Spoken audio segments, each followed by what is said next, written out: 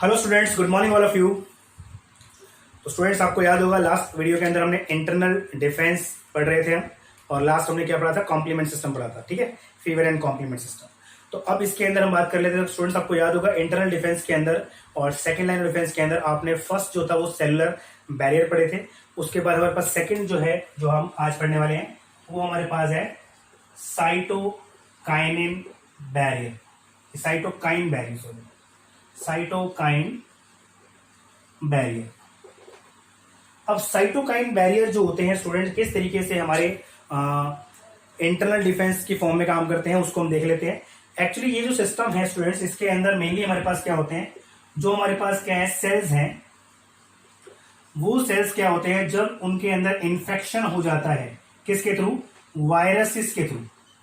याद रखना स्टूडेंट्स, अब हम बात कर रहे हैं वायरसेस की। ठीक है, हम अदर माइक्रोब्स की बात नहीं कर रहे हैं, हम ओनली बात कर रहे हैं वायरसेस की।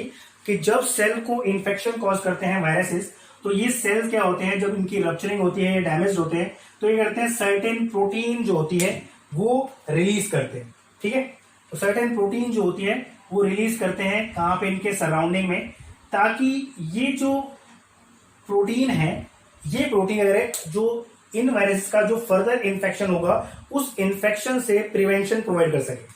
और ये जो प्रोटीन यहां पर रिलीज करते हैं, इन स्पेशल प्रोटीन को हम यहां पर क्या बोलते हैं, एंटी वायरल प्रोटीन और इंटरफेरॉन।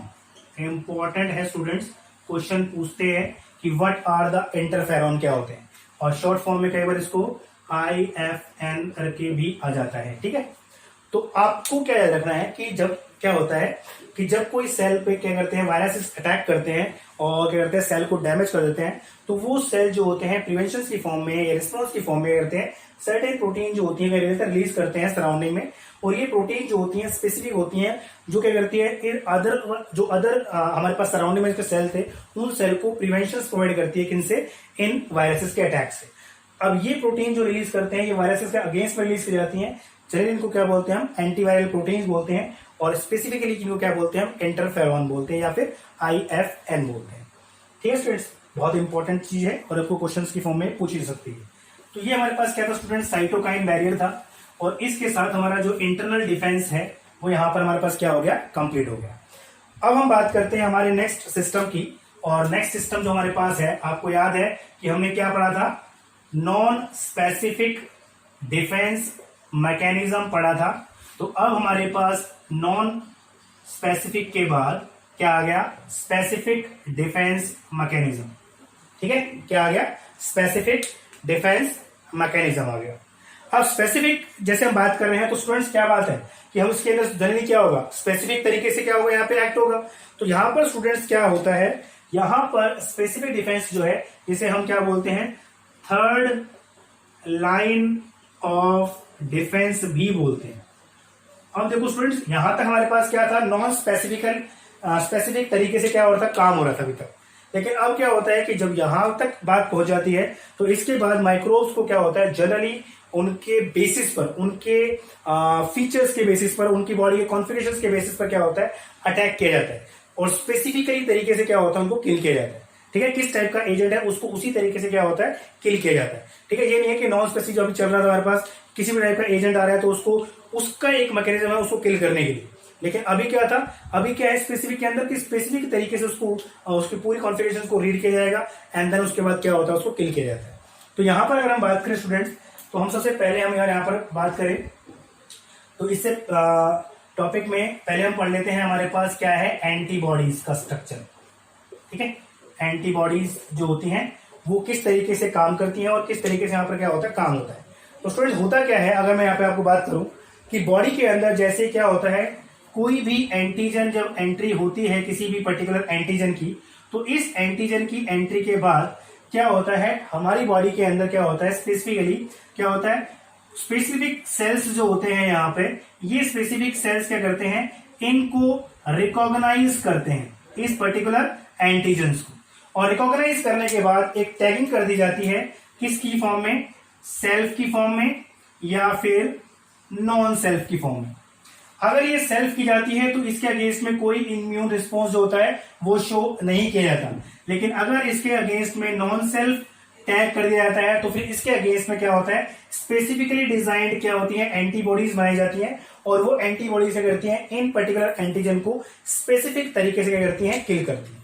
ठीक है, तो इसकी इस तरीके से हमारे पास क्या होता है, इसको किल किया जाता है। तो इस एंटीबॉडीज की अगर मैं बात करूं स्टूडेंट्स, तो इसका अगर हम स्ट्रक्चर देखें तो आपको कुछ इस टाइप का स्ट्रक्चर जो है वो देखने को मिल जाता है।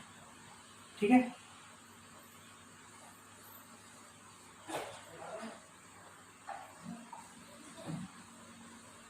ठीक है, अगर यहां पे हम बात करें इसकी, और दूसरा हमारे पास इसके साथ साथ हमारे पास क्या देखना है आपको, यहां पे this is the light chain. तो आपको क्या है स्टूडेंट्स, यहां पे स्टूडेंट्स यहां पे हम कर लेते हैं, थोड़ा बड़ा कर लेते हैं स्टूडेंट्स, थोड़ा सा शॉर्ट फॉर्म में कर लेते हैं इसको थोड़ा सा।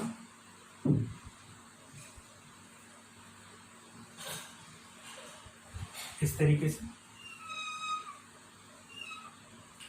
कुछ कैसे होते हैं, वाई शेप स्ट्रक्चर जो है आपको देखने को मिलते हैं। तो स्टूडेंट्स इसके अंदर हमारे पास क्या होती हैं, इस स्ट्रक्चर को हम रिप्रेजेंट करते हैं किसके नाम से, H2L2 के नाम से। H2L2 क्या है स्टूडेंट्स, दो इसके अंदर क्या होती हैं, हैवी चेन होती हैं। ठीक है, और दो इसके अंदर क्या होती हैं, लाइट चेन होती है। तो ये हमारे पास जो है हैवी चेन कहलाती है इसकी। तो एक हैवी चेन हमारे पास ये रही, एक हमारे पास ये रही, तो हमारे पास दो क्या हो गई, हैवी चेन हो गई, और ये दो हमारे पास कैसी होती हैं, लाइट चेन होती है इसके अंदर। इसकी वजह से इसको रिप्रेजेंट किया जाता है किसकी फॉर्म में, H2L2 की फॉर्म में। ठीक है, और इसके H2L2 के बाद अगर हम बात करें तो ये जो स्पेसिफिक रीजन होता है स्टूडेंट्स इनका, यहां पर ये मैंने ऐसे मार्किंग की है, इस टाइप का स्ट्रक्चर नहीं मिलता है आपको। ठीक है, ये जो पर्टिकुलर रीजन है, इस रीजन को हम क्या बोलते हैं, एंटीजन बाइंडिंग साइट। ठीक है, ये क्या होती है, एंटीजन बाइंडिंग साइट होती है। और ये साइट जो होती है स्टूडेंट्स, ये जो होती है साइट्स, ये बहुत ही क्या होती है, स्पेसिफिक होती है। दैट मीन्स ये क्या होती है, हर एक डिफरेंट एंटीजन के लिए डिफरेंट टाइप की क्या होती है, ये स्पेसिफिक एंटीजन साइट होती है, जो स्पेसिफिक जाके क्या करती है, एंटीजन पे क्या करती है, बाइंड कर जाती है। ठीक है, तो ये हर बार क्या होती है, अलग अलग देखने को मिलती है आपको। और इनके बीच में आपको क्या मिल जाती है स्टूडेंट्स, आपको डाई सल्फाइड लिंकेज जो है यहां पर देखने को मिल जाती है। ठीक है, इस तरीके से आपको डाई सल्फाइड लिंकेज जो है देखने को मिलती है इसके अंदर। ओके, इसके बाद अगर हम बात करें तो ये जो रीजन है स्टूडेंट्स इसके, ये क्या होते हैं, these are called constant region of heavy chain. ये कांस्टेंट रीजन होते हैं, और जबकि ये रीजन की अगर हम बात करें स्पेसिफिक, तो ये क्या होते हैं, variable region, variable region of heavy chain. और ये जो होता है पर्टिकुलर लाइट चेन का, तो ये भी क्या होता है इसका, variable region of light chain. ये होता है variable region of light chain. तो इस टाइप से आपको क्या होता है, एक स्ट्रक्चर जो देखने को मिलता है, इसे बोलते हैं हम एंटीबॉडी जो होती है हमारे पास, उसका स्ट्रक्चर है स्पेसिफिकली। आपको इस स्ट्रक्चर क्या होता है, कई बार ड्रॉ करने के लिए आता है। आपको याद रखना है इसके अंदर दो क्या होते हैं, हैवी चेन होती है, दो क्या होते हैं इसके अंदर, लाइट चेन होती है। एंटीरियर जो आगे वाले हिस्से रहते हैं इसके, ये जो पर्टिकुलर रीजन दिखा रखे हैं, ये आपको सर्कल नहीं करना है इस तरीके से। तो ये रीजन की अगर मैं बात करूं स्टूडेंट्स, ये पर्टिकुलर रीजन, तो इसको क्या बोलते हैं, एंटीजन बाइंडिंग साइट्स, जहां पर स्पेसिफिकली क्या होती है, डिफरेंट होती है हर एक एंटीजन के लिए, और स्पेसिफिकली क्या करती है, एंटीजन पे जाके क्या करते हैं, बाइंड कर जाती है। उसके साथ साथ अगर मैं बात करूं तो लाइट चेन के अंदर भी हमारे पास क्या होते हैं, ये पीछे वाला रीजन जो है इसका क्या होता है, कांस्टेंट रीजन होता है, और आगे वाला हिस्सा जो होता है ये कैसा होता है, वेरिएबल रीजन होता है। इसी तरीके से अगर हैवी चेन में बात करें तो ये रीजन जो होता है इसका वेरिएबल होता है, और ये जो बाकी रीजन है उसका कैसा होता है, कांस्टेंट रीजन होता है। बस इसी तरीके से आपको क्या होता है, शो करना है। और इसको हम किससे रिप्रेजेंट करते हैं, H2L2 से रिप्रेजेंट करते हैं। ठीक है स्टूडेंट्स, आज के लिए स्टूडेंट्स इतना ही। Thank you so much.